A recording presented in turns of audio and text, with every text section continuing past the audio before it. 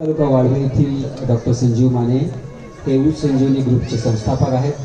त्यांना कृषीरत्न कृषीभूषणसह विविध 67 पुरस्कार त्यांना मिळाले आहेत. महाराष्ट्र शासन साखर दर नियंत्रण समितीचे एकूण 17हून अधिक नामांकित संस्थांचे ते सदस्य आहेत. शिंदेमळा शेतकरी विकास मंचची स्थापना त्यांनी 1996 मध्ये केली. या मंच मार्फत विविध कार्यक्रम ती राबवले जातात. मी विनंती करतोय भरमानी डोंगरे यांना की डॉक्टर संजीव माने यांचा कडोली मराठी साहित्य संघातर्फे मानचिन्ह आणि पुष्पगुच्छ देऊन त्यांचा सत्कार करण्यात यावा.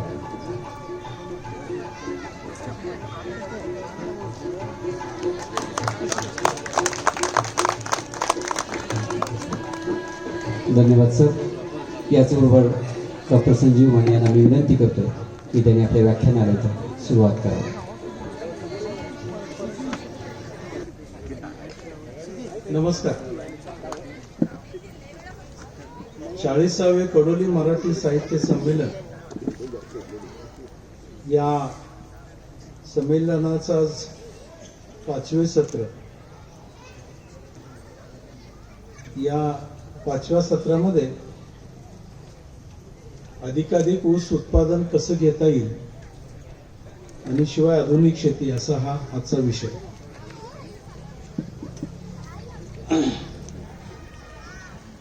या कडोली मराठी साहित्य संमेलनाचे अध्यक्ष श्री डोंगरेजी, स्वागताध्यक्ष श्री रणजितजी गिड्डे साहेब, या संस्थेचे सर्व पदाधिकारी,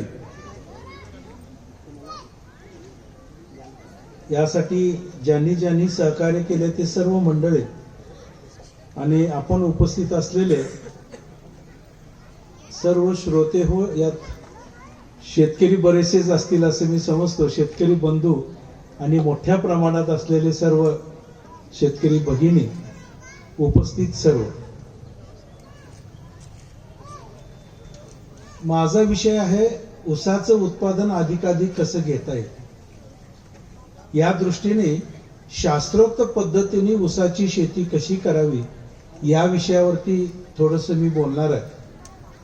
शिवाय मग या ऊसाची शेती करत असताना त्यामध्ये अजून आधुनिकता काय काय आली याच्यावरती सुद्धा थोडंसं शेवटच्या टप्प्यामध्ये मी भाष्य करणार आहे.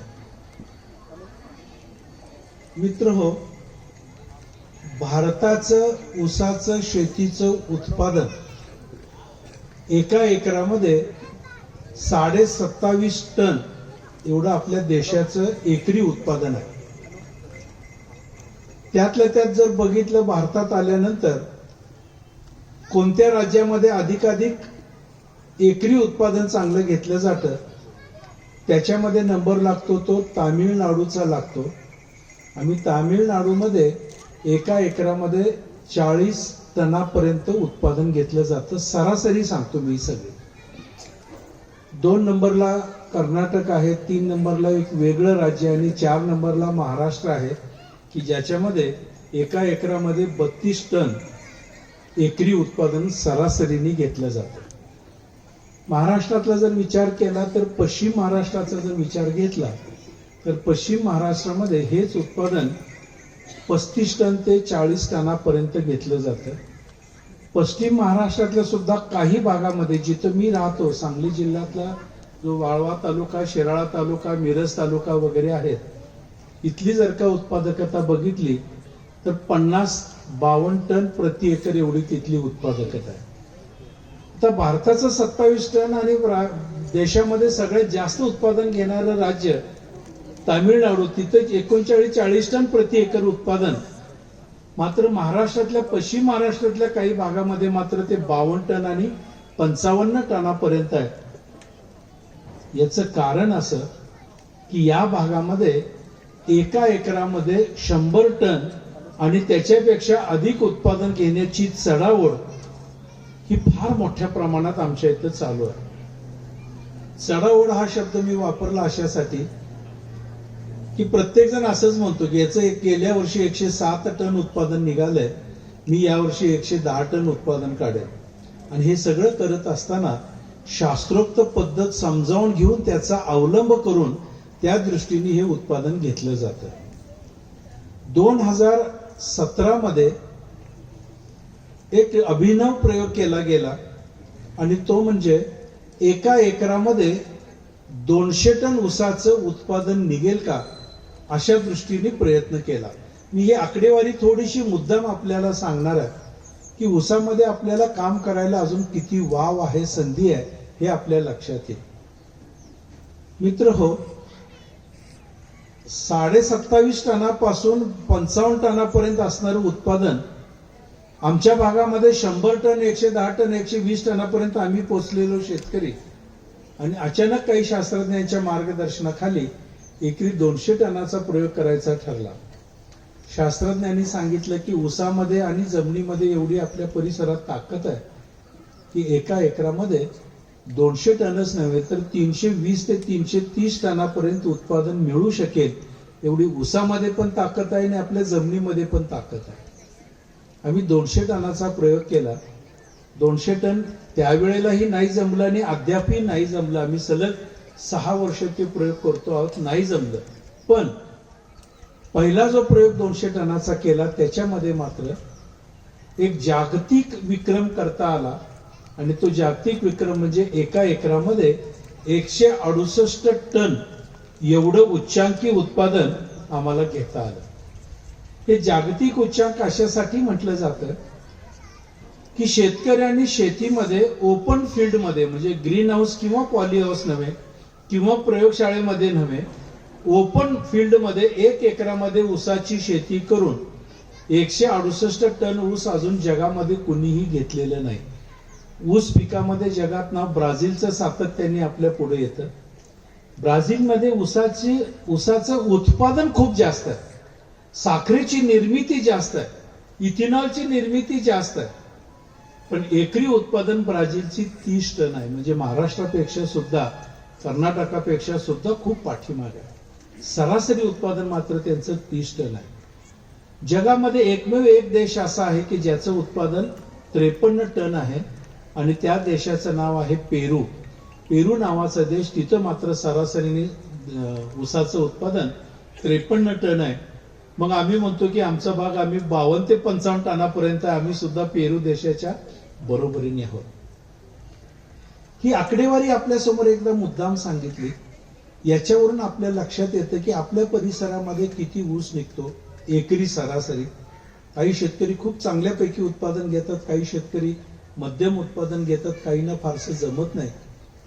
त्यात आणि या भागातली भौगोलिक परिस्थितीचा विचार करावा लागतो. आमच्यापेक्षा या भागामध्ये निश्चितपणे पावसाचं प्रमाण थोडं अधिक आहे, त्यामुळे त्या ऊस पिकाला थोड्याशा मर्यादा येतात.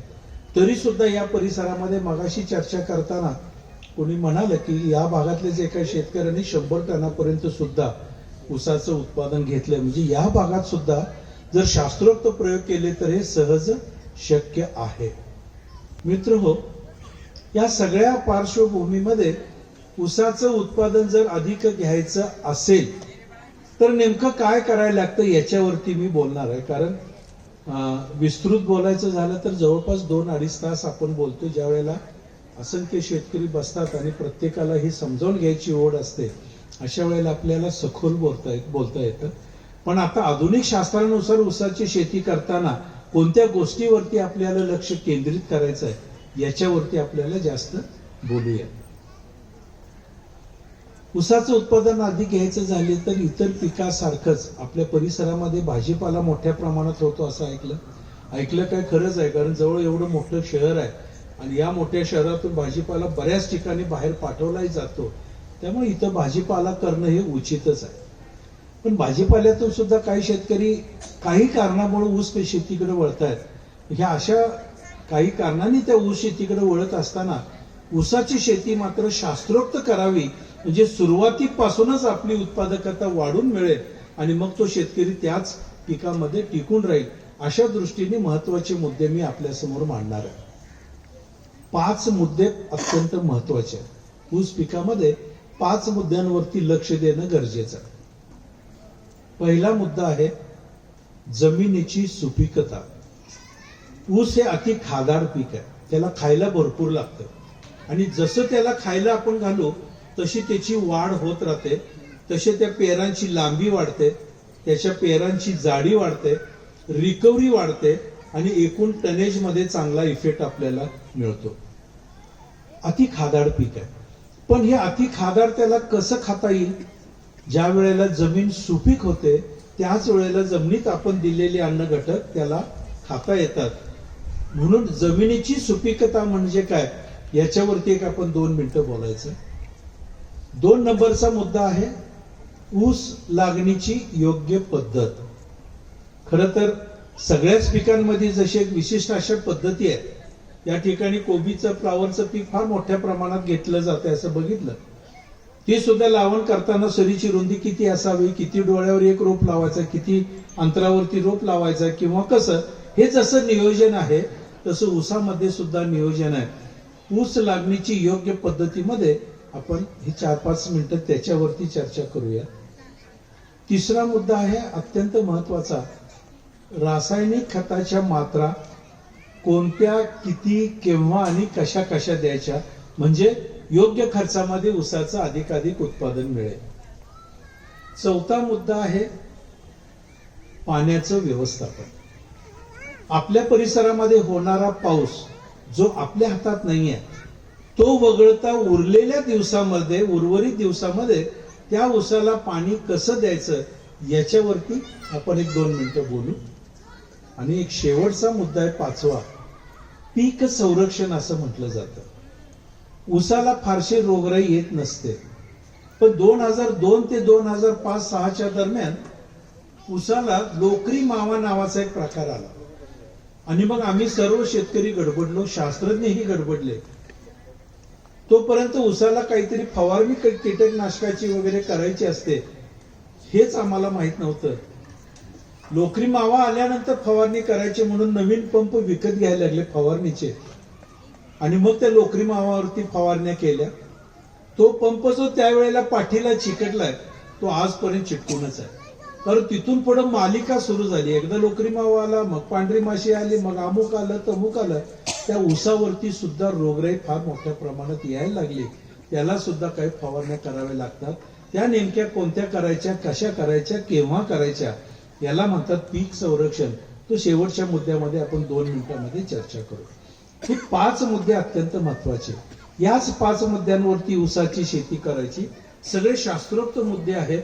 प्रत्येक मुद्द्याच्या पाठीमागं काय शास्त्र आहे, शास्त्रज्ञांनी काय संशोधन केलंय ते मी 2-2 मिनिटं आपल्या समोर मांडतो. एवढं जरी आपण समजावून घेतलं आणि त्यानुसार आता असणाऱ्या आपल्या शेतीमध्ये, ऊस शेतीमध्ये थोडासा जरी बदल केला तरी उत्पादनामध्ये आता जे आपलं उत्पादन आहे याच्यामध्ये 25%, 30%, 50% वाढ सहजासहजी होऊ शकते, जादा खर्च न करता.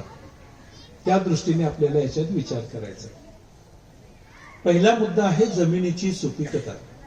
कोणत्याही शास्त्रज्ञांच्या पुढे जाऊन आपण बसलो आणि त्यांना म्हणालं की मला एकरी ऊसाचं उत्पादन अधिक चांगलं घ्यायचं आहे, नेमकं काय करू द्या, रासायनिक खताच्या मात्रा मला सांगा, तर कोणतेही शास्त्रज्ञ पहिल्यांदा सांगतील एकरी 40 बैलगाड्या किंवा टनाच्या हिशोबामध्ये 25 टन चांगलं कुजलेलं शेणखत टाका आणि मग रासायनिक खताच्या मात्रा तुम्हाला सांगतो. खरं तर बसलेल्या प्रत्येक शेतकऱ्याला माहिती आहे शेणखत म्हटलं की प्रत्येकाच्या कपाळावर आट्या ह्या पडतातच. कुठून आणायचं, जनावर कुठे आहेत घरी आता, जर होती ती जनावर आम्ही हळूहळू कमी करत आलो. शेणखत आणायचं म्हटलं तर त्यात काडी कचरा आणि पालापाचोळा जास्त निघतो, राख जास्त निघते, क्वालिटीचं शेणखत मिळत नाही. मी 1994-95 साली मध्यवर्ती ऊस संशोधन केंद्र पाडेगाव इथे गेलो होतो आणि शास्त्रज्ञांशी चर्चा करत होतो. कारण त्याच्या आदल्या वर्षी मला एका एकरामध्ये 86 टनाचं उच्चांकी उत्पादन त्या काळातलं मिळालं होतं. मला आता असं वाटत होतं की जरा रासायनिक खताच्या मात्रा वाढवल्या, योग्य पद्धतीने वाढवल्या तर अजून 14 टन उत्पादन वाढलं तर मी 100 टनापर्यंत पोहोचू शकेन. ही कल्पना मनामध्ये घेऊन 1994-95 साली पाडेगाव इथं रिसर्च सेंटरमध्ये गेलो. शास्त्रज्ञांना ही सगळी माहिती सांगितली.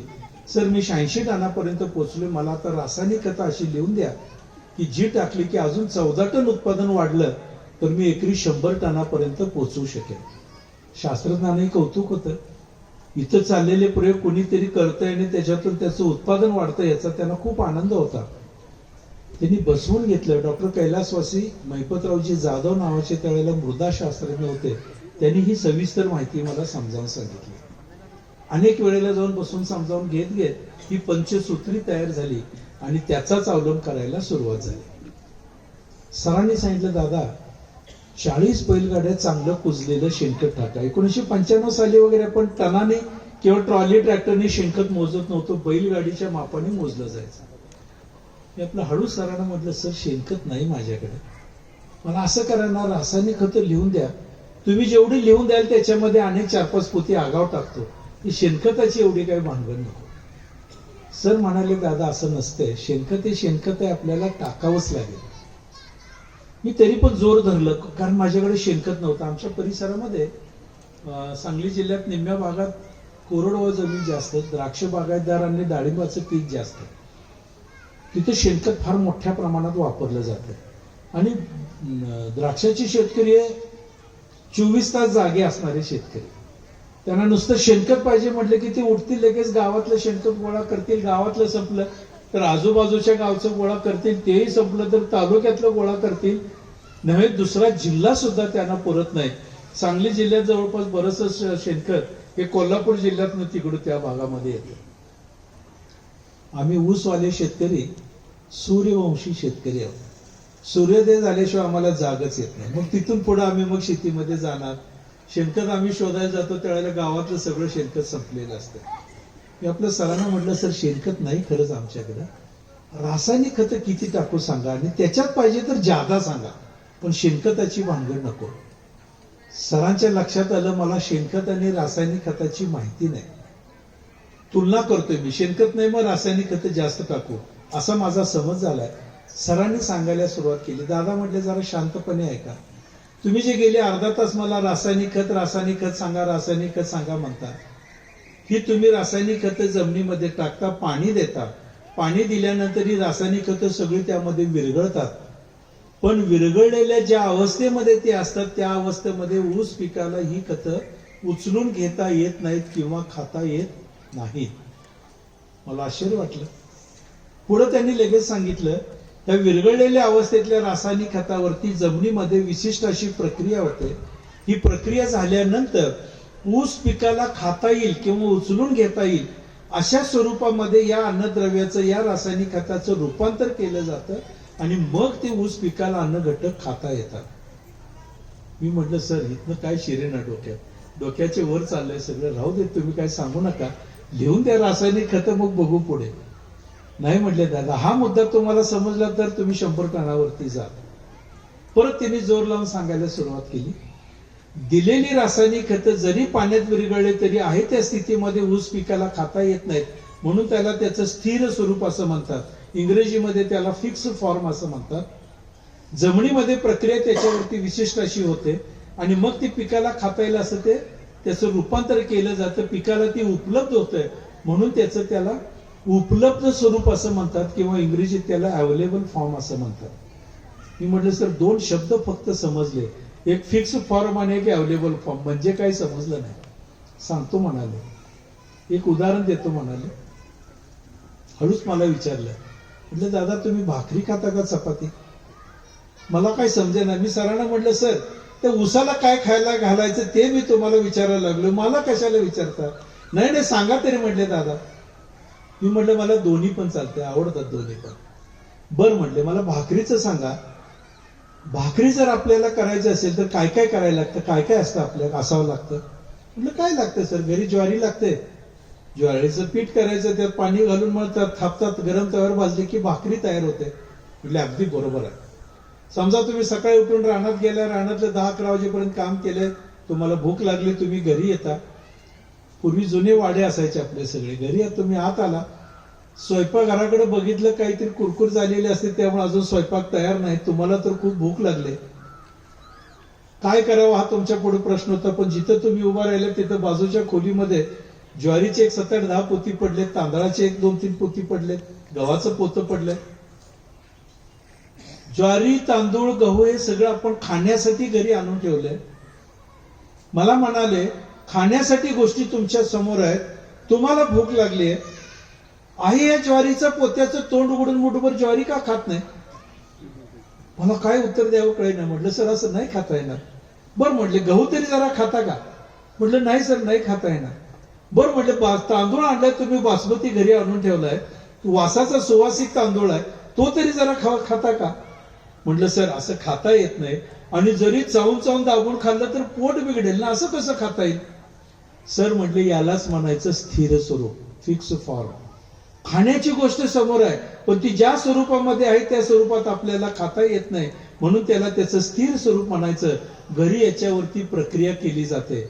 ज्वारीचं पीठ केलं जाते, पाणी घालून मळलं जाते, तापली जाते, गरम तव्यावर भाजली जाते, ती भाकरी आपल्याला खाता येते, म्हणून त्याला त्याचं उपलब्ध स्वरूप म्हणतात किंवा अवेलेबल फॉर्म म्हणतात. जमिनीमध्ये टाकलेली रासायनिक खते ही ज्वारीसारखी, गव्हासारखी, तांदळासारखी त्या ऊस पिकाच्या दृष्टीने असतात. घरी जसं कोणीतरी आपल्या स्वयंपाक तयार करतं, मग आई असेल, बहीण असेल, मंडळी असेल, काही घरांमध्ये स्वतंत्र आचारी असतो, एखादा स्वयंपाकी असतो, तो स्वयंपाकी आई, बहीण, मंडळ कुणीतरी स्वयंपाक करणारा असल्याशिवाय ज्वारी, गहू, तांदूळ आपल्याला खाता येत नाही. स्वयंपाक करून त्याचं रूपांतर आपल्याला खाण्यायोग्य स्वरूपामध्ये झालं तर ते आपल्याला खाता येतं. म्हणून घरी स्वयंपाक करणारा घटक अत्यंत महत्वाचा. तसं जमिनीमध्ये सुद्धा स्वयंपाक करणारं कोणीतरी लागतं. दिलेली रासायनिक खतं जरी पाण्यात विरघळली तरी त्याच्यावर आचार्याने काम करून ऊस पिकाला खाता येईल असं तयार करून द्यायला लागतं, तेव्हा ऊस पिकाला ते खाता येतंय. मी म्हटलं सर घरी कोणीतरी काम करतात तर जमिनीमध्ये कोण स्वयंपाकी घालायचं, कोण आचारी करेल? सर म्हणाले अगदी प्रश्न बरोबर आहे, आता तुमच्या जरा डोक्यात शिरायला लागले. जमिनीमध्ये आचार्याचं काम करणाऱ्या घटकाचं नाव जीवाणू किंवा बॅक्टेरिया असं त्यांनी सांगितलं. 95 साली बॅक्टेरिया म्हणजे काही आम्हालाच माहित नव्हतं. मी म्हटलं सर बॅक्टेरिया म्हणजे काय? ते म्हटले जमिनीतले आचार्य. म्हटले हे काय करतात? तुम्ही टाकलेले रासायनिक खत ऊस पिकाला खाण्यायोग्य करून देतात. युरिया टाकलाय, नायट्रोजन साठी एक वेगळा जीवाणू त्याला म्हणतात अझोटोबॅक्टर. फॉस्फरस आपण दिलाय त्याच्यासाठी एक जीवाणू असतो फॉस्फरस सोल्युबलायझिंग बॅक्टेरिया. पोटॅशसाठी एक वेगळा, झिंक साठी वेगळा, वेगवेगळ्या अन्न घटकासाठी वेगवेगळे जीवाणू लागतात, आणि यांचा समूह सगळा आपल्या जमिनीमध्ये असतोच आहेच.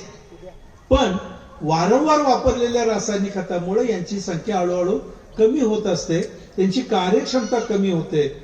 अशा वेळेला त्यांना जे खायला लागतंय ते जर आपण भरपेट दिलं तर आहे त्या जीवाणूंची संख्या वाढीला लागते, कार्यक्षमता वाढते. म्हणून या जीवाणूंना जे खायला लागतं ते आपल्या जमिनीमध्ये असणं अत्यंत आवश्यक. मी म्हटलं सर काय लागतं तेही सांगा. माझ्या डोक्यात होतं ते शेणखत. शेणखत राहिलं बाजूला. म्हटलं ते जीवाणूला काय लागतंय, रासायनिक खताबरोबर अर्ध पोतं एखादं पोतं देऊन टाकू म्हणजे काम झालं. सर म्हटले जीवाणूंना जे खायला लागतं त्याचं नाव आहे सेंद्रिय कर्ब, किंवा इंग्रजीमध्ये त्याला ऑर्गॅनिक कार्बन असं म्हणतात. सेंद्रिय कर्ब हा त्या जीवाणूंचं खाद्य आहे. तो जर मुबलक त्यांना मिळाला तर त्यांची संख्या वाढते, कार्यक्षमता वाढते. तुम्ही दिलेली खतं, जमिनीमध्ये पहिल्यापासून पडून असलेली खतं ऊस पिकाला ते मोठ्या प्रमाणात तयार करून देतात. योग्य वापसा स्थिती असताना ते उचलून घेतं, खातं. आणि ऊस पिकाचं वैशिष्ट्य आहे जेवढं जास्त त्याला खायला मिळेल तेवढं त्याचं टनेज वाढतं, त्यामुळे भरपूर टनेज मिळतं. मी म्हटलं सर मग आता सेंद्रिय कर्ब किती टाकायचा, कुठं मिळतो? मला वाटलं 2-4 किलो किंवा एखादं पोतं टाकायचं असेल. कुठल्या बाजारात मिळतो? स्टँडर्ड कंपनी सांगा. म्हटलं मला 100 टन ऊस काढायचा आहे. सर हसल्याने म्हटले दादा सेंद्रिय कर्ब हा बाजारात मिळत नाही. सेंद्रिय कर्ब मिळतो तो फक्त आणि फक्त सेंद्रिय खतातून मिळतो. आणि सेंद्रिय खतामध्ये जी एक 4-5 उत्कृष्ट सेंद्रिय खत आहेत त्यातलं सर्वोत्कृष्ट सेंद्रिय खत म्हणजे शेणखत आहे. म्हणून तुम्हाला सांगितलं म्हटले 40 बैलगाड्या शेणखत टाक. मी आपल्या एक सरांना नमस्कार केला. म्हटलं सर आलं लक्षात. अर्धा तास माझा वेळ घालवला आणि शेवटी सांगितलं शेणखत टाकल्याशिवाय गत्यंतर नाही. सर म्हटलं तरी सुद्धा माझ्याकडे शेणखत नाही, ह्याला पर्याय काहीतरी असला तर सांगा. सर म्हटले आहेत ना पर्याय सांगतो. पर्याय सांगतो म्हटल्यावर मला खूप बरं वाटलं. मी लगेच वही उघडली, रासायनिक खतं लिहून घ्यायला घेऊन गेलो होतो. वही उघडली आणि लिहिलं शेणखताला पर्याय. सर म्हणाले शेणखताला सर्वात उत्तम पर्याय. असं म्हटल्यावर तर खूपच आनंद झाला.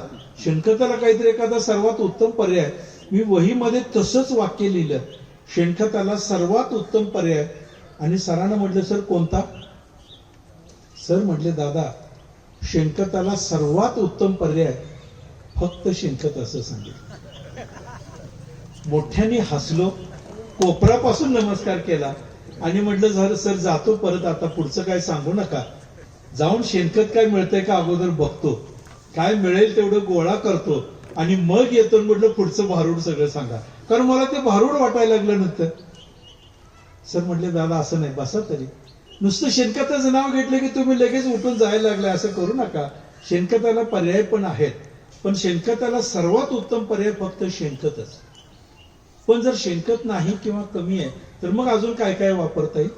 तर मग त्यांनी सांगितलं एका एकरामध्ये 4 ते 5 टन गांडूळ खत जर आपण वापरलं, ज्याला आपण वर्मी कंपोस्ट म्हणतो, तर ते सुद्धा त्यातल्या त्यात बऱ्यापैकी काम करतंय. अगदी शेणखत एवढं नसलं तरी बरं काम करतं.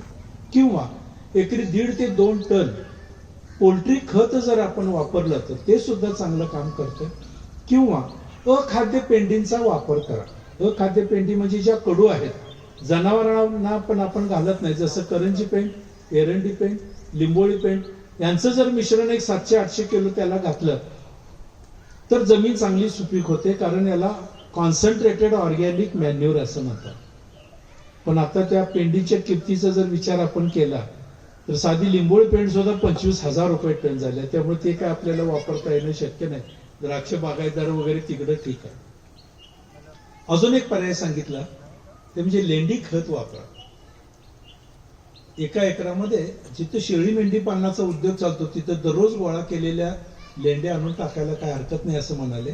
किंवा पूर्वपार चालत आलेली एक पद्धत आहे, आपल्या सर्वांना ती माहिती आहे. योग्य संख्येने योग्य दिवसासाठी बकरी जर आपल्या शेतीमध्ये बसवल्या तर त्यांच्या लेंड्या सगळ्या त्या जमिनीमध्ये पडतात. एवढंच नव्हे, त्यांचं मूत्र त्या जमिनीमध्ये पडतं आणि दोन्हीचा फायदा असा होतो, जवळपास 2 वर्ष 3 वर्षापर्यंत ती जमीन सुपीक राहते, ऊसाचं उत्पादन वाढत राहतं. त्यामुळे बकरी बसवणे हा सुद्धा एक अतिशय उत्तम पर्याय. पण अलीकडे आता बकरीच मिळत नाहीत. बकरी मिळाली तर आम्हाला वेळ कुठे आहे?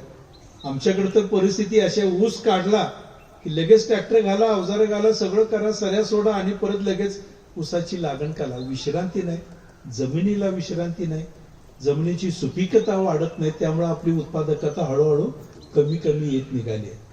त्याला मुख्य कारण आहे ते हे आहे, जमिनीची सुपीकता वाढल्याशिवाय ऊसाचं उत्पादन वाढणार नाही. अजून एक पर्याय त्यांनी सांगितला तो म्हणजे हिरवळीचं खत करा. ताग किंवा दह्याच्या जमिनीमध्ये साधारणतः 20-25 किलो पासून 30 किलो पर्यंत टाका, टोका, पेरा, जी काही प्रचलित पद्धत असेल तसं करा. शास्त्रोक्त पद्धत एकच आहे. सुरुवातीला त्याच्याबरोबर 1 पोतं DAP टाका. 1350 रुपये आता त्याची किंमत, 1400 रुपये किलो. 30 दिवसानंतर 1 पोतं युरिया टाका, अजून एक 300 रुपये, साधारण 1700-1800 रुपये ज्यादा खर्च करा. नेहमी जो ताग आणि दह्याचा येतो त्याच्या 2-2.5-3 पटीपर्यंत मोठा येतो. माझ्याकडे येणारा दह्याची उंची 12 फुटापासून 14-15 फुटापर्यंत असते. अंगठ्यासारखी त्याची जाडी होते. एवढं सगळं ते मास म्हणजे असणार आहे, ते सगळं जमिनीमध्ये गाडलं आणि ते एकदा कुजवलं तर एकरी 60 ते 70 बैलगाड्या शेणखत घातल्यानंतर जो फायदा मिळतो तो या हिरवळीच्या खतामुळे मिळतो. त्यामुळे हिरवळीचं खत करणं अत्यंत महत्वाचं.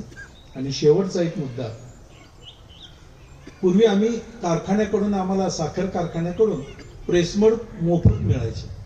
आम्ही आपलं ट्रॅक्टर घेऊन जायचो, तिथं पडलेलं भरून घेऊन यायचो, एकरी 1-2 टन ते प्रेसमड टाकायचं. सर म्हणाले प्रेसमड टाकणं उत्तमच आहे, पण तुम्ही जसं टाकता असं टाकू नका. प्रेसमड आणा, एकाच कोपऱ्यामध्ये आपल्या जमिनीमध्ये त्याचे ढीग करा. ढीग करताना लांबी कितीही चालते, पण रुंदी मात्र 6 फुटापेक्षा जास्त नको. उंची साधारणतः 4 फुटाची करा, असा तिरका ढीग होईल. लांबीला तो कितीही असला तरी चालतो. सुरुवातीला 1 महिन्याभर त्याला पाणी मारून गार करा. पाणी मारताना एक काळजी घ्या, खालनं पाणी बाहेर वाहून जाणार नाही, एवढंच पाणी त्याच्यामध्ये मारा, आर्द्रता तयार होईल एवढं. ते गार होतं आणि दुसऱ्या महिन्यात त्याच्यात कंपोस्ट करणारे जीवाणू सोडा. शक्य झालं तर 1-2दा ते हलवा. उत्कृष्ट असं पुढे 2-3 महिन्यामध्ये कंपोस्ट खत तयार होतं. हे कंपोस्ट खत एकरी 5 ते 10 टन वापरा असं सुचवलं. सुदैवाने आमच्या परिसरातले, याही परिसरामध्ये सगळे साखर कारखाने प्रेसमड आता न देता त्याच्यावरती प्रक्रिया करून जागेवरती कंपोस्ट खत तयार करतात. आणि हे कंपोस्ट खत शेतकऱ्यांना देतात. असं एकरी कंपोस्ट खत 10 ते 15 टन आम्ही वापरायला सुरुवात केली. जसं जसं आमचं टार्गेट 97 साली माझ्याकडे एकरी 100 टन उत्पादन निघालं. महाराष्ट्रातला तो सुरुवातीचा पहिला प्रयोग होता. शरदचंद्रजी पवार साहेब, आदरणीय पवार साहेब, त्यांचे मोठे बंधू डॉक्टर अप्पासाहेबजी पवार, हे सुद्धा त्या प्लॉटला त्या काळामध्ये भेट दिलेली होती. तेव्हापासून आज तागायत एकरी 100 टन आणि त्याच्यापेक्षा जास्त प्रयोग चाललेत. आणि हायेस्ट उत्पादन आमच्या इथे मिळालं ते म्हणजे 168 टन प्रति एकर. हे सगळं शेणखत तर आहेच आहे, पण शेणखताची कमतरता असल्यामुळं त्या कंपोस्ट खतावरती आम्ही जोर दिला आणि 10 टनापासून वाढत वाढत आता सध्या आम्ही 20 टन, 22 टन, 25 टन हे कंपोस्ट खत आम्ही त्या शेतीमध्ये वापरतो. आमच्याकडे एकरी 1000 आपल्या एका टनाला 1000 रुपये असा त्याचा दर असतो. आणि हे वापरून मग जमीन चांगली सुपीक तयार करतो आणि मग ऊसाच्या लागणीकडे आम्ही वळतो. महत्वाचा मुद्दा आहे, हे जर थोडंसं विस्तृत बोललो. ऊस जर चांगला घ्यायचा असेल तर जमीन पहिल्यांदा सुपीक केली पाहिजे, तरच ऊसाचं उत्पादन चांगलं येणार आहे. दुसरा मुद्दा आहे, तो सुद्धा अत्यंत महत्वाचा, ऊस लागणीची योग्य पद्धत. तुम्ही म्हणाला तर ऊस लावायला तुम्ही शिकवणार का? आम्ही लावतो की ऊस, आम्हाला माहित आहे कसा लावायचा. मी शिकवणार नाही. ऊस लागणीच्या पद्धतीमध्ये शास्त्र काय आहे तेवढं शास्त्र आपल्या समोर मांडणार आहे. शास्त्रज्ञांनी माझ्या समोरची जाधव साहेबांनी वही मागून घेतली आणि पान उघडून त्याच्यावरती लिहिलं, मुद्दा क्रमांक 2 ऊस लागणीची योग्य पद्धत, आणि खाली एक वाक्य लिहिलं सुंदर असं. ते वाक्य अत्यंत महत्वाचं. प्रत्येक ऊस पिकवणाऱ्या उत्पादकांनी, शेतकऱ्यांनी हे लक्षातच ठेवायचं. नैसर्गिकरित्या म्हणजे तुमच्या आमच्या हातात नाही, निसर्गावर अवलंबून आहे. नैसर्गिकरित्या एका एकरामध्ये पक्व ऊसांची संख्या, पक्व ऊस म्हणजे जो आता तयार झालाय, कारखाना तोडून गळीतासाठी घेऊन जाणार आहे, अशा तयार ऊसांची संख्या 35,000 ते 45,000 असते. सरासरी 40,000 असते. याचा अर्थ असा, आपण कितीही दाट लागण केली, कितीही लहान सऱ्या काढल्या, कितीही फुटवे अति जास्त घेतले, तरी सरते शेवटी कारखान्याला ऊस तुटून जातो, गळीतास ऊस जातो. त्यावेळेला जगणाऱ्या ऊसांची संख्या जास्तीत जास्त 40,000 असते. त्याच्यापेक्षा जास्त ऊस एका एकरामध्ये जगत नाही. ही नैसर्गिक क्रिया आहे. मग 40,000 ऊस गेले, 1 किलो सरासरी वजन झालं तर 40 टन उत्पादन, 1.5 किलो ऊसाचं सरासरी झालं तर 60 टन उत्पादन. पण हेच फार अवघड आहे. त्याच्यासाठी नेमकं काय करायचं तो हा मुद्दा चालू आहे. आजपर्यंत आम्ही ऊसाची लागण करताना जेवढ्या लहान सऱ्या काढता येईल तेवढ्या काढायचो. सर म्हणायचे 3 फुटाची सरी काढा, आम्ही 2.5 फुटाची काढायचो. 2.5 फुटाची काढताना समजा ते एका एकरामध्ये 20 सऱ्या निघत असतील तर त्या ह्याला म्हणायचं, त्या बैलवाल्याला, 2 सऱ्या कसं वाढतील बघ ना. म्हणजे 2 सऱ्या वाढल्या की आम्हाला वाटायचं आणखी ऊसाचं उत्पादन वाढलं. लागण करताना 3-3 डोळ्याचे टिपरे करा असं शास्त्रज्ञ सांगायचे आणि टक्कर पद्धतीने लागण करा, हेड टू हेड लावून लागण करा. आम्ही 3 डोळ्याचे टिपरे नक्की करायचो, पण 2-2 टिपरे एकत्र करून मग टक्कर करून लागण करायचं. आमच्या स्पर्धा असायच्या. लागण झाली की संध्याकाळी गप्पा मारत बसलो की म्हणायचं, लागण झाली किती, याचा अर्थ किती टन बियाणं जमिनीमध्ये घातलं. तो म्हणणार, दादा ह्या वर्षी 3 टन बियाणं जमिनीत घातलं, नक्की 30 टनाचं अवरेज मिळणारच. दुसरा म्हणणार, दादा माझं 3.5 टनाला जरा जास्त गेलं, मी 40 टनापर्यंत नक्की जाणार आहे.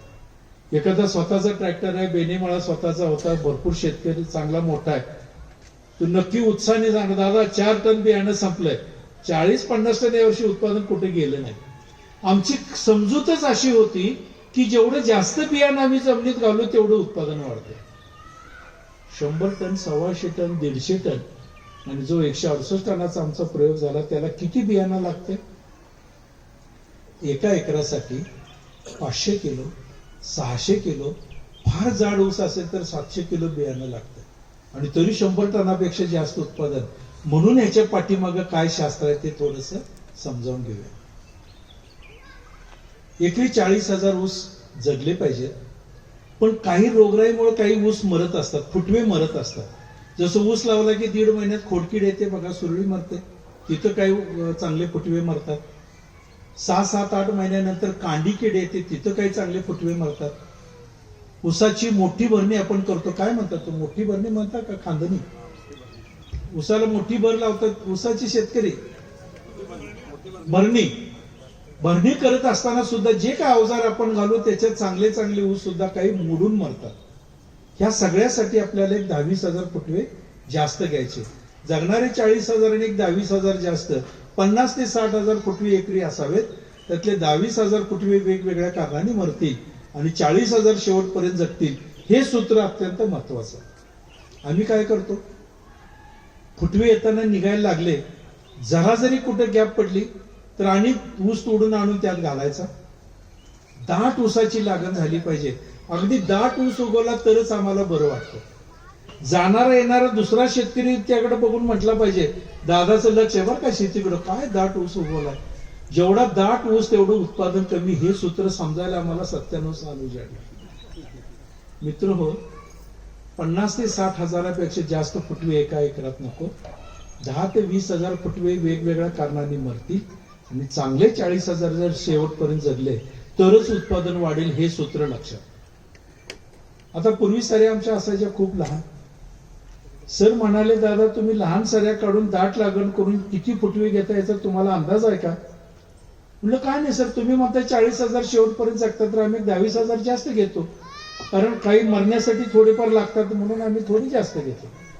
नाही म्हटले, तुम्ही ज्या पद्धतीने लागण करता त्याच्यामध्ये किमान 1 लाख, 1.5 लाख, 2 लाख, 2.5 लाखापेक्षा जास्त फुटवे घेता, म्हणून तुमची उत्पादकता 40 टनाच्या पुढे जात नाही. मी म्हटलं सर शक्यच नाही, आम्ही कशाला 2-2.5 लाख फुटवे घेऊ.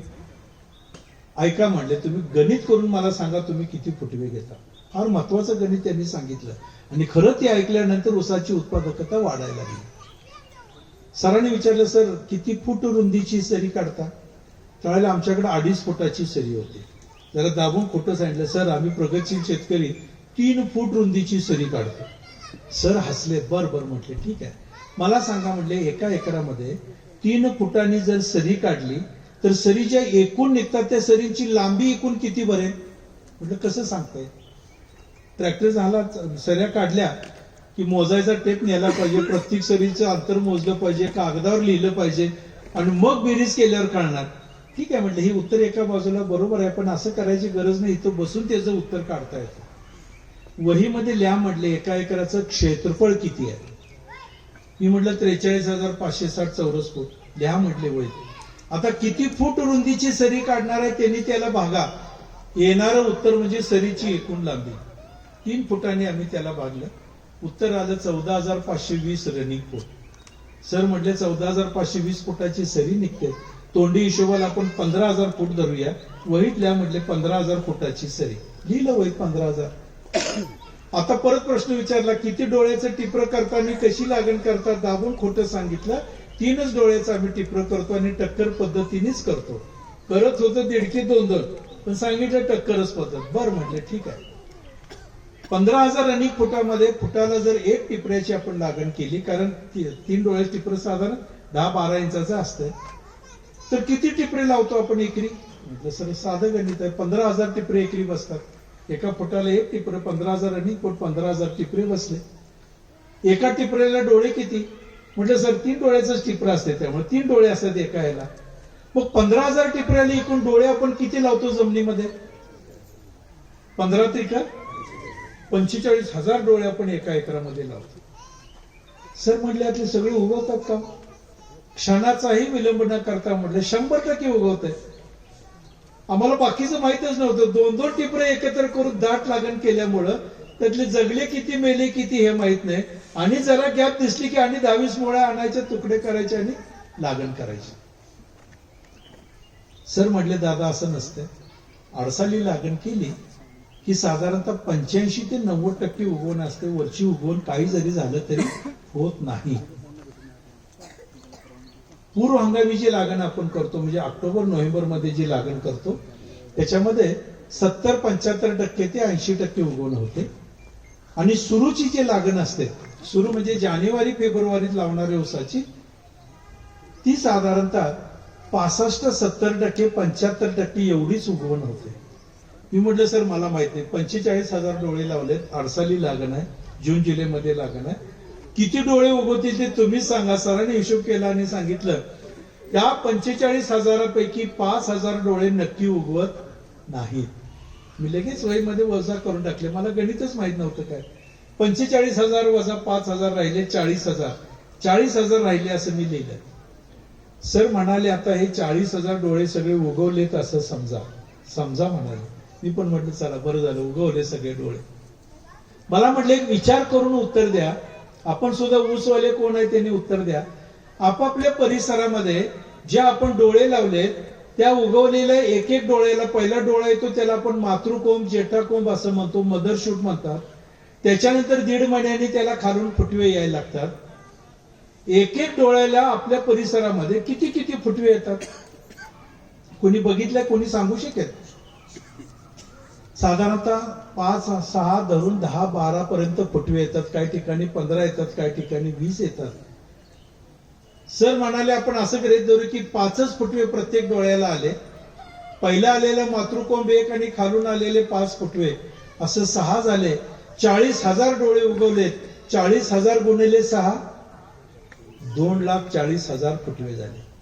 मलाही आश्चर्य वाटलं. मी म्हणत होतो 60-70,000 फुटवे. सहजासहजी 5 फुटवे आलेले जरी गृहीत धरलं तरी 2,40,000 झाले. त्यातले शेवटपर्यंत जगणारे किती? फक्त 40,000. तर 2,40,000 जगणारे 40,000 वजा केले तर उरले 2,00,000 फुटवे. सरांनी पुढचा प्रश्न विचारला, हे जगणारे 40,000 वजा केल्यानंतर जे 2,00,000 उरतात या फुटव्यांचं तुम्ही काय करता? काय करतो माहितच नव्हतं आम्हाला. विचार करायला लागलो काय करतो. सर म्हणाले डोक्याला लय ताण देऊ नका, याचं उत्तर तुम्हाला माहित नाही. जगणारे 40,000 आणि उरलेले 2,00,000 फुटवे तुम्ही जमिनीमध्ये टाकलेलं अन्न, जीवाणूने अहोरात्र कष्ट करून तयार करून ठेवलेलं अन्न, दोघेही समान खातात आणि दोघेही समान वाढत वाढत जातात. 5, 6, 7 महिन्यापर्यंत हे सगळे वाढतात. त्या प्रत्येक ऊसाची पानांची जी लांबी आहे ते 4 फूट 5 फुटापर्यंत वाढते. आपली सरीची रुंदी आहे 3 फूट.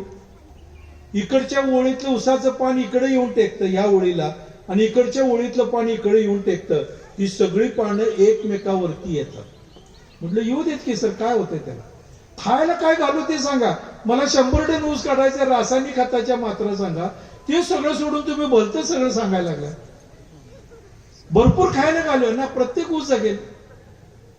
सर म्हटले दादा, जे आपण खायला घालतो रासायनिक खत जे आपण जमिनीमध्ये टाकतो विरघळतात, जीवाणू त्याच्यावर अहोरात्र कष्ट करतात. हे ऊस ते अन्न उचलून घेतं. ऊसाच्या खोडामध्ये हे अन्नद्रव्य आले की त्याच्यावरती ऊसाची वाढ होत नाही. खोडात आलेले अन्नद्रव्य विभागून प्रत्येक हिरव्या पानामध्ये पाठवले जातात. ऊसाचं हिरवं पान जे असतं तिथं पाठवले जातात. हिरव्या पानामध्ये हे अन्न घटक आले की त्याच पानाला बारीक छिद्र असतात. हवेतला कार्बन डायऑक्साईड वायू ते ओढून घेतं. आलेले अन्न घटक आणि CO2 कार्बन डायऑक्साईड वायू यांचं मिश्रण त्या पानामध्ये तयार होतं. मी म्हटलं मग त्याच्यावर ऊस वाढतो का? तर नाही म्हणाले. या मिश्रणावरती वरून येणारा सूर्यप्रकाश ज्या वेळेला पडतो त्यावेळेला प्रकाश संश्लेषण क्रिया होतोय, फोटोसिंथेसिस झालं असं म्हणतात. आणि मग या अन्न घटकाचं रूपांतर ग्लुकोज सुक्रोज मध्ये केलं जातं. जे ग्लुकोज सुक्रोज तयार होतं त्या पानातून पाठीमागं येऊन ऊसाच्या शेंड्यापासून खाली मुळ्यांपर्यंत ते पाठवलं जातं. त्याच्यावरती ऊसाची वाढ होते. याच्यामध्ये तुम्ही कितीही खतं घाला, जीवाणू कितीही तयार करून ठेवू द्या, ऊसानं कितीही खत खाऊ द्या, कितीही पानामध्ये अन्न घटक जाऊ द्या, कितीही कार्बन डायऑक्साईड शोषून घेऊ दे, जोपर्यंत त्या पानावरती सूर्यप्रकाश पडत नाही तोपर्यंत त्याचा काहीही उपयोग नाही. त्याला प्रकाश संश्लेषण क्रिया म्हणतात. याच पिकाचं असं नव्हे, कुठलंही पीक तुम्ही घ्या. एखाद्या बांधाकडेला आपल्याला झाड असते मोठं डेरेदार, तिथं खाली ऊस लावा, नाहीतर कोबी लावा, नाहीतर कुठलंही पीक लावा, कधीही ते शेवटपर्यंत जगत नाही. जोपर्यंत सूर्यप्रकाश मिळत नाही तोपर्यंत हे वाढत नाही. आता ह्या ऊसाच्या सगळी पाने एकमेकावरती आले. वरच्या पानांना सूर्यप्रकाश मिळाला, ज्या ऊसाचं ते पान आहे त्याला भरपूर खायला मिळालं. खाली खाली जसं पान येतं तसं सूर्यप्रकाश कमी कमी कमी त्याला मिळतो. त्या पानामध्ये अन्न घटक तयार होण्याची क्रिया कमी कमी कमी होते. त्या ऊसाला कमीच खायला मिळतं आणि ज्या ऊसाला कमी खायला मिळालं त्याची वाढ पण सावकाश होते. बाकीचे ऊस खूप उंच जातात, याची सावली आणखी त्या ऊसावरती पडते, सूर्यप्रकाश मिळत नाही. खाल्लंय त्यांनी भरपूर, पण केवळ सूर्यप्रकाश मिळाला नाही, केवळ अन्न तयार झालं नाही म्हणून असे सगळे लहान ऊस हळूहळू करून मरतात. जगायचा आटोकात प्रयत्न चालू असतो, पण केवळ सूर्यप्रकाश मिळाला नाही म्हणून ते मरून जातात. आणि अशा मरणाऱ्यांची संख्या किती आहे? 2 लाख आहे. हे आपोआप मरतात, त्याला आपल्याला चिंता करायची गरज नाही. जसं जसं ऊस मोठा होत जाईल तसे बाकीचे ते सगळे मरून जातात. मी सरांना म्हटलं ते आपोआप मरतात तर मरू देत ना, मग ते जगणाऱ्याला खायला काय घालू ते मला लिहून द्या. सर म्हटले मी तेच सांगतो, हे मरणारे जे आहेत हे अत्यंत महत्वाचे आहेत. त्या मरणाऱ्यांचं गणित जोपर्यंत तुम्हाला समजत नाही तोपर्यंत तुमच्या ऊसाचं उत्पादन वाढत नाही. मी म्हटलं कसं काय? जगणारे 40,000 आहेत आणि मरणारे किती आहेत? 2 लाख आहेत. हे मरणारे जोपर्यंत जगले तोपर्यंत तुम्ही जमिनीमध्ये टाकलेलं अन्न, जीवाणूंनी कष्ट करून तयार करून ठेवलेलं अन्न समान पद्धतीने त्यांनी पण खाल्लं आणि मग ते मेलेत. खाऊन खाऊन मग ते मेलेत. म्हणून त्या फुटव्यांना म्हणतात खाऊन मरणारे फुटवे. खाऊन मरणारे किती आहेत? 2 लाख. जगणारे बिचारे किती आहेत? 40,000. त्यांचं प्रमाण काढा बरं जगणारे आणि मरणाऱ्यांचं. जगणारे 40,000 जर 1 पट असतील तर खाऊन मरणारे त्याच्या 5 पट आहेत. मी समजा एक 12 पोती खत जमिनीमध्ये दिलंय, एका पोत्याचं वजन 50 किलो, 12 पोत्याचं वजन 12 पंचे 60, 600 किलो झालं. जीवाणूने अहोरात्र कष्ट करून सगळंच खत तयार करून ठेवलं. असं घडत नाही, पण समजूया आपण 600 किलो अन्न तयार आहे. जगणारी 1 पट आहेत, खाऊन मरणारे 5 पट आहेत. प्रत्येकाच्या हिश्श्याला किती किती खत येईल? जगणाऱ्याला फक्त 100 किलो खायला मिळेल आणि खाऊन मरणारे 500 किलो खातील आणि शेवटी मरून जातील. 600 किलो खत दिले, त्यातलं 500 किलो खत वाया गेलं. जगणाऱ्याला बिचाराला 100 किलो मिळाले, ते पण बिचारा मग 25 टन 30 टन 35 टन एवढंच उत्पादन देते. आपण खत भरपूर दिलेत, पण ते जगणाऱ्याच्या हिश्श्याला आले नाहीत, ते गेले खाऊन मरणाऱ्याच्या हिश्श्याला जास्त. 600 किलो पैकी जर 500 किलो अन्न आपलं वाया जात असेल तर कसं उत्पादन वाढेल? मग याच्यासाठी आपल्याला एक केलं पाहिजे, रासायनिक खताची मात्रा वाढवायची गरज नाही. आपण जेवढी रासायनिक खतं देतो तेवढीच देऊयात, पण दिलेली खतं जगणाऱ्याला कशी मिळतील याच्यासाठी खाऊन मरणारे जे 2 लाख आहेत त्याची संख्या कमी करा. 20,000 खाली आणा. म्हणजे 1,80,000 फुटवे जे त्यांचं अन्न शिल्लक राहील ते जगणाऱ्याला मिळेल. 100 किलोच्या ऐवजी 200 खाईल, 300 किलो खाईल, आपोआप 100 टन गाठेल. ऊसाचं उत्पादन वाढवायचं मुख्य सूत्र आहे खाऊन मरणाऱ्या फुटव्यांची संख्या कमी करा. पण नुसती संख्या कमी करून चालेल का? संख्या कमी झाली, त्यांनी अन्न खाल्लं, पण ही पानं सगळी एकमेकावरतीच आहेत ना, परत त्याच्यात त्यांना सूर्यप्रकाश मिळणारच नाही. मग सगळ्या पानांना जर सूर्यप्रकाश मिळायचा असेल तर सरीची रुंदी वाढवा. किमान 4.5 फुटाची सरी काढा. ही पानं जी सगळी एकमेकावरती आहेत ती सगळी हळूहळू बाहेर येतील आणि आता नवीन व्हरायटीची पानं अशी तिरकी वर जातात आणि शेंड्याजवळ थोडीशी वागतात. पूर्वी 740 वगैरे ज्या जुन्या व्हरायटी आपल्या होत्या त्यांची पानं सरळ बाहेर निघायची आणि निम्म्यातून खाली वाकायची. निम्म्या भागाला सूर्यप्रकाश मिळायचा, खालच्या भागाला मिळायचा नाही. आता ही पानं तिरकी वरती जाऊन शेंड्याजवळ थोडीशी वागतात. त्यामुळे किमान 4.5 फुटाची सरी पाहिजे. मग सगळ्यांनी 4.5च काढायची का? नाही. मध्यम आणि हलकी जमीन ज्यांची आहे, जिथं पाण्याचा निचरा जास्त होतो तिथं 4.5 फुटाची सरी. मध्यम काळी आणि खोल काळी ज्यांची जमीन आहे तिथं 5 फूट रुंदीची सरी काढावी. याच्यामध्ये भरणी करताना पॉवर टिलर अतिशय उत्तम पद्धतीने चालतो. ज्यांच्याकडे 4 चाकी छोटे ट्रॅक्टर आहेत, कुबोटा आहे, मित्सुबिशी आहे, अजून बरेच वेगवेगळे कंपन्यांचे ट्रॅक्टर आहेत, त्यांनी जर भरणी करायची असेल तर मग 6 फूट रुंदीची सरी काढायची. आम्ही सगळ्या फुटाच्या सऱ्या काढून झाल्या. 6 फूट 7 फूट 8 फूट 10 फूट नव्हे 12 फुटाची पण सरी झाली आहे. 10 फुटाच्या एका प्रयोगामध्ये 10 फुटाच्या सरीमध्ये 136 टनाचं उत्पादन निघालं. पण त्या वर्षी सगळं सोयीस्कर वातावरण होतं, दुसऱ्या वर्षी नाही निघालं. 60 टनापर्यंत खाली आलो. मग सगळी चर्चा करून हे सूत्र ठरलंय. मध्यम हलक्या जमिनीमध्ये 4.5 फुटाची सरी, काळी आणि खोल काळ्या जमिनीमध्ये 5 फुटाची सरी, पॉवर टिलरनं भरणी करा आणि कुबोटा सारखा ट्रॅक्टर असेल तर 6 फुटाची सरी. आता हे स्टँडर्ड आहे. आडसाली लागण असेल तर 1 डोळ्याचं टिपरं औषधात बुडवून 1.5 फुटावरती एक लागण करायची. काळ्या जमिनीमध्ये सुद्धा 1.25 ते 1.5 फुटावर लागण करायची. पूर्व हंगामी लागण असेल तर 2 डोळ्याचं टिपरं करा, औषधामध्ये बुडवून 8 ते 10 इंच अंतर ठेवून लागण करा 2 टिपऱ्यामध्ये. आणि जानेवारी फेब्रुवारीतली जर लागण असेल तर हेच अंतर थोडंसं कमी करा, कारण जसा उशीर होईल तसं उगवण्याची क्षमता त्याची कमी व्हायला लागते म्हणून. पण औषधात बुडवल्याशिवाय कांडी लावू नका. एक बुरशीनाशक आणि कीटकनाशक ह्याच्यात एक 10 मिनिटं औषध बुडवा. जमिनीमध्ये किडींचं प्रमाण फार वाढलंय, बुरशीचं प्रमाण फार वाढलंय. आहे तशी जर आपण टिपरी लावले तर दोन्ही बाजूला साखर असते, त्याच्यामध्ये रस असतो, त्याला बुरशी चिकटते, बुरशी आत घुसते. डोळा खाणारी कीड आपल्या जमिनीमध्ये फार वाढली, सगळीकडेच आहे. त्यांनी जर डोळा खाल्ला तर मग मात्र तो डोळा उगवत नाही. पण त्याला औषधाचं कोटिंग जर असेल तर ती कीड त्याच्या जवळ येत नाही. बुरशीनाशकाचं कोटिंग असेल तर बुरशी सुद्धा त्याच्या जवळ येत नाही. तेवढ्यात एकदा डोळा उगवला की आपले जर्मिनेशन चांगलं मिळतं. या पद्धतीने लागणीची पद्धत असावी. 4.5, 5 आणि 6 फूट. ह्या 2 गोष्टी उत्पादन वाढीच्या अत्यंत महत्वाच्या. एक जमिनीची सुपीकता आणि ऊस लागणीची योग्य पद्धत, या 2च गोष्टी महत्वाच्या. रासायनिक खताच्या मात्रा सरांनी सांगितलं, तुम्ही अंतर वाढवा, फुटव्यांची संख्या मर्यादित करा. तुम्ही जेवढी खतं देता तेवढीच द्या. तुमचं 86 टन उत्पादन निघाले, आता 100 टन निघेल. आणि खरंच तसंच झालं. खताच्या मात्रा न वाढवता उत्पादन वाढीला लागलं. आणि मग या सगळ्या प्रयोगामध्ये आम्हाला शेवटी 168 टनापर्यंत पोहोचतात. तिसरा मुद्दा आहे रासायनिक खताच्या मात्रा. सगळ्यांच्याकडे असला फोन आहे हे मला दिसते, प्रत्येकाच्या खिशात आहे. याच्यामध्ये व्हॉट्सअप नावाचा एक प्रकार आहे. मी शेवटी माझा मोबाईल नंबर सांगणार आहे.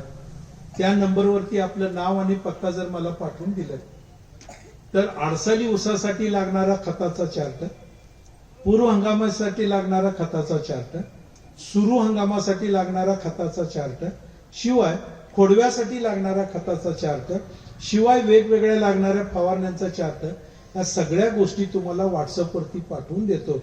अगदी खिशात मोबाईल असले की केव्हाही उघडून आपल्याला बघता येईल. एक ऍप्लिकेशन माझ्या चिरंजीवांनी तयार केलंय. प्ले स्टोअर मध्ये जाऊन संजीव माने जर तुम्ही टाईप केलं तर माझा एक छोटा फोटो दिसतो, त्याच्यावर क्लिक करून जर डाउनलोड केलं, मग तुमची लागण किती तारखेला तुम्ही करणार आहे ते लिहिलं, किती टार्गेट काढायचं आहे 75 टन 100 टन, ते जर क्लिक तुम्ही केलं तर वर्षभराचं सगळं खताचं नियोजन त्या ऍप्लिकेशन मध्ये सुद्धा मिळतंय. ज्यांनी केलं तरी ठीक आहे, नसलं तरी सगळे चार्ट मी मोबाईलवरती पाठवून देतो. फक्त काही महत्वाच्या गोष्टी सांगतो. ऊसाचं टिपरं सरीमध्ये औषधात बुडवून लावायच्या अगोदर सरीमध्ये काही रासायनिक खतं टाकायची असतात, त्याला बेसल डोस असं म्हणतात. ती त्याच्यामध्ये टाकून मातीत मिसळून घेऊन मग लागण करा. बऱ्याच वेळेला आपल्याला ती खतं टाकायला जमत नाहीत, गडी वेळेवर येत नाहीत, खतं लवकर उपलब्ध झालेली नसतात. आपण म्हणतो आहे आता लागण तर करू, नंतर खतं टाकूयात. ही नंतर खतं आपण 15-20 दिवस किंवा 1 महिन्याने टाकतो. अगोदर सरीत खत टाकून लागण केली आणि नंतर 1 महिन्याने 30 खतं टाकले तर दोन्हीमध्ये 25 ते 30% उत्पादनात घट येते, असं शास्त्रज्ञांनी सिद्ध केलं. त्यामुळे कोणत्याही परिस्थितीत लागणीच्या अगोदर बेसल डोस टाकल्याशिवाय, भले 8 दिवस लागणीला लेट होऊ द्या, सरीत खतं टाकून मातीत मिसळून ठेवा आणि मग 8 दिवसापर्यंत केव्हाही लागण करा. 25% उत्पादन इथंच वाढणारे, खर्च तोच आहे. असे टप्प्याटप्प्याने सगळे खताच्या त्या मात्रा याच्यात लिहिलेल्या आहेत. दुसरी मात्रा 20व्या दिवशी 1 पोती युरिया असते, तिसरी मात्रा 45व्या दिवशी 2 पोती युरिया, चौथी मात्रा NPK असतो, 5वी मात्रा भरणीची असते. असं शेवटपर्यंत काय काय खतं द्यायची तो सगळा चार्ट आपल्याला मोबाईलवरती मिळेल. चौथा मुद्दा आहे पाण्याचं व्यवस्थापन. अगदी एका वाक्यात सांगता येईल, ऊसाला पाणी थोडं थोडं आणि सारखं सारखं लागतं. थोडं थोडं आणि सारखं सारखं लागतं. किंवा अजून एक उदाहरण सांगेन, ऊसाला पाणी माणसासारखं लागतं. माणसासारखं म्हणजे कसं बघा, उंट नावाचा प्राणी सगळ्यांना माहिती आहे, सर्कशीत बघितलाय किंवा पुस्तकात आपण बघितलंय. प्राथमिक शाळेत आपल्याला उंटाची माहिती असायची. असं म्हणतात की उन्हाळ्यामध्ये उंट जरी वाळवंटात फिरत असला तरी एकदा त्याला पाणी दिलं प्यायला, एकदा त्यांनी पाणी पिऊन घेतलं तर पुढे 8 ते 10 दिवस त्याला पाणी नसलं तरी चालतंय म्हणे, वाळवंटात असून उन्हात असून. तुम्हाला मला चालेल का असं? समजा आपण रोज 2 लिटर 3 लिटर पाणी पितो, सकाळी घरातनं बाहेर पडताना 3 लिटर पाणी पिऊन बाहेर पडतो का? नाही. माणसाला कसं आहे बघा, त्याला जेव्हा ताण लागले तेव्हा आणि जेवढं ताण लागले तेवढंच तो पाणी पितो. आता ताण लागलं चला 1 लिटर पाणी पिऊ असं कधी करत नाही.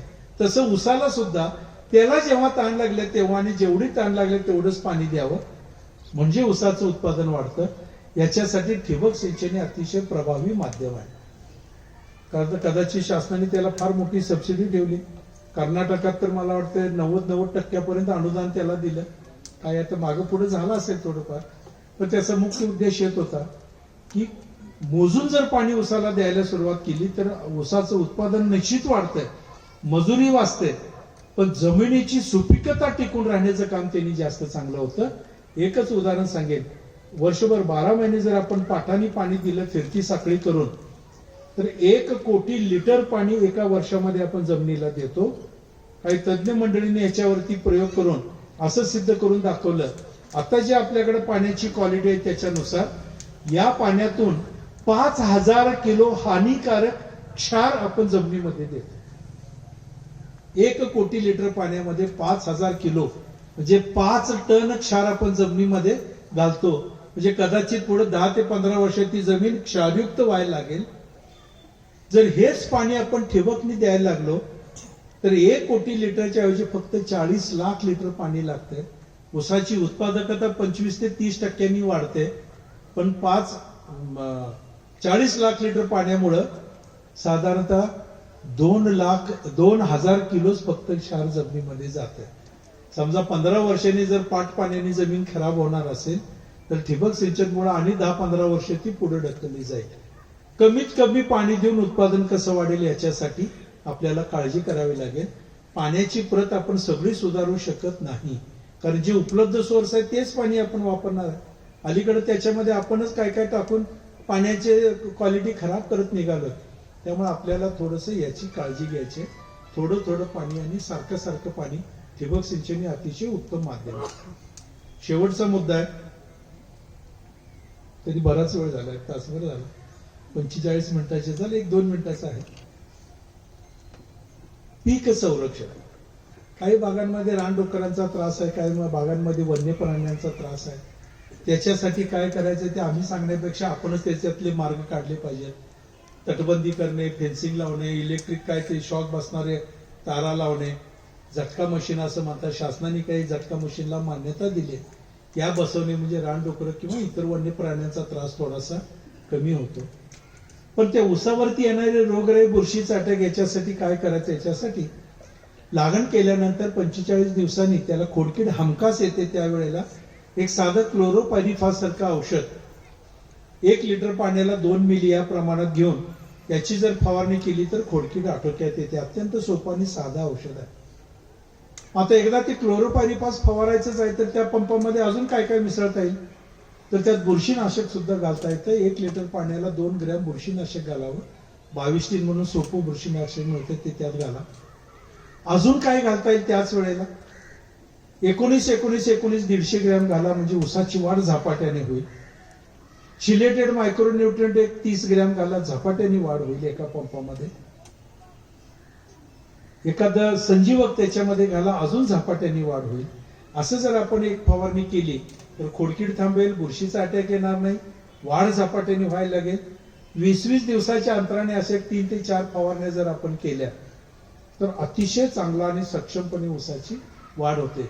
ज्या वेळेला अति पावसात किंवा अति पाणी साठलं असेल, जमिनीतनं त्याला ज्या वेळेला काय खाता येत नाही, अशा वेळेला पाण्यातनं फवारणीद्वारे जर आपण काही त्याला दिलं तर 10 पटीने कार्यक्षमता त्याची वाढून उत्पादकता वाढते. त्यामुळे फवारण्या करणं हे अत्यंत चांगलं आहे. फक्त मोजून मापून फवारण्या कराव्यात. द्राक्ष बागायतदार जे वापरतात, जिब्रेलिन्स आणि सायटोकानिन म्हणून 2 संजीवक आहेत. या संजीवकाचं मिश्रण तयार करून द्राक्षाचे अख्खे घड त्यात बुडवले जातात. 2 वेळेला 3 वेळेला. अगदी ज्वारीच्या आकाराचे असणारे द्राक्षाचे मणी 15-15 दिवसाच्या अंतरामध्ये अगदी 2-2 सेंटीमीटर लांबीचे तयार होतात. हे त्या संजीवकांचं महत्वाचं काम आहे. सेल मल्टिप्लिकेशन आणि सेल इलॉंगेशन असं म्हणतात. त्या द्राक्षात असणाऱ्या ज्या पेशी आहेत त्यांचा आकार वाढवणे आणि दुपटी चौपटीने त्यांची संख्या वाढवणे असं केलं की नैसर्गिकरित्याच द्राक्ष मोठी व्हायला लागतात. त्याच्यामध्ये रिकव्हरी वाढते. तोच प्रयोग डॉक्टर बाळकृष्ण जमदग्नी सर, महात्मा फुले कृषी विद्यापीठातून रिटायर झालेले शास्त्रज्ञ, त्यांची पीएचडी या संजीवकांवरती होती. त्यातलाच प्रयोग त्यांनी उसावरती कसा करता येईल हे ठरवलं आणि मी काय 3-4 फवारण्या सांगितले. त्या प्रत्येक फवारणीमध्ये काही 2 ग्रॅम GA, 2 ग्रॅम 6BA, दुसऱ्या फवारणीला 4-4 ग्रॅम, 6-6 ग्रॅम, अगदी अल्प प्रमाणामध्ये संजीवक त्याच्यात घालून जर आपण फवारण्या केल्या तर ऊसाची उत्पादकता फार मोठ्या प्रमाणामध्ये वाढते. रोगराई मुक्त ऊस झाला की त्याची वाढ झपाट्याने होते आणि टनेज चांगल्यापैकी मिळतं. अशा दृष्टीने या फवारण्या कराव्यात. त्याची सुद्धा सगळी माहिती मी या व्हॉट्सअपवरती पाठवून देतो. मित्र हो, ह्या सगळ्यासाठी मला आपला नाव आणि पत्ता मला माझ्या मोबाईलवरती पाठवून द्या. मी नंबर सांगतो, तो ज्यांना आवश्यक आहे त्यांनी लिहून घ्या किंवा ज्यांच्याकडे बघा असेल तर असेल, नसेल तरी त्यांनी लिहून घ्या. माझा मोबाईल नंबर आहे 9404 36 75 18. परत एकदा सांगतो, 9404 36 75 18. या नंबरवरती आपलं नाव आणि पत्ता दोन्ही त्याच्यावरती लिहून पाठवा. ग्रुप तयार होतो आमचा. त्या ग्रुपमध्ये आपल्याला ऍड केलं जातं आणि या सगळ्या माहिती मिळतात. शिवाय अजून वेगवेगळे तंत्रज्ञान जे असेल ते सुद्धा याच्या माध्यमातून आपल्याला मिळेल. आजचं हे 40वे मराठी साहित्य संमेलन, खरं तर पहिल्यांदा ज्या वेळेला मला फोन आला त्यावेळेला मी येणार नाही असं सांगत होतो. कारण म्हटलं हे साहित्य संमेलन आहे, त्याच्यामध्ये शेतकरी कोण असणार आणि कोण ऐकेल मला. त्यातल्या त्यात आणि तो उसाचा विषय, या भागामध्ये भाजीपाला जास्त, जवळ एवढं मोठं शहर आहे, ऊस पिकासाठी मला बोलवू नका असं मी बराच वेळ आग्रह करत होतो. पण या मंडळींनी जे काही सगळे कोण असतील, आता मी प्रत्यक्ष अजून भेटलो नाही सर्वांना, आग्रहाने यांनी नाही म्हटले, दादा तुम्ही आलंच पाहिजे आलंच पाहिजे. मला वाटतं 3 महिन्यापूर्वी 2-2.5 महिन्यापूर्वी यांनी माझी ही तारीख बुक करून ठेवली. मला वाटलं होतं की आता ते गेल्यानंतर काय बोलणार, ऐकायला कोण असणार का, कारण पहिले सगळे कार्यक्रम संपत आले तर शेवटी किती लोक राहतील. पण तरी सुद्धा आपल्या ही संख्या फार चांगली आहे आणि ही संख्या नक्की ऊस उत्पादक वाल्यांची असावी की ज्यांना ऊसामध्ये वाढ करायची आहे, अशा दृष्टीने ही सर्व मंडळी बसले. खरंच आपल्या सर्व शेतकरी बंधूंचं परत एकदा मी कौतुक करतो आणि अगदी मनापासून आपल्या सर्वांचे मी आभार मानतो. या मराठी साहित्य संमेलनामध्ये जे काही प्रमुख मंडळी आहेत, ज्यांनी मला आग्रहाने इथं बोलवलं आणि आपल्यासारख्या तज्ञ श्रेष्ठ ज्येष्ठ शेतकऱ्यांच्या पुढे माझे विचार मांडायची संधी त्या मंडळींनी मला दिली, त्याबद्दल या सर्व मराठी साहित्य संमेलनाचे जे सर्व कार्यकर्ते, जे पदाधिकारी आहेत, त्यांचे देखील मी मनापासून आभार मानतो.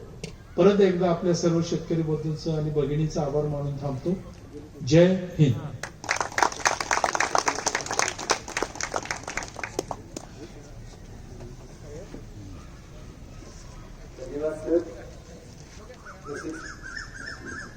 धन्यवाद सर.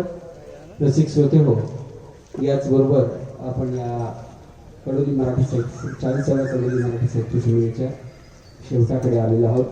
अतिशय माहितीपूर्ण आणि अभ्यासपूर्ण असं सरांचं व्याख्यान आधुनिक शेतीवरती.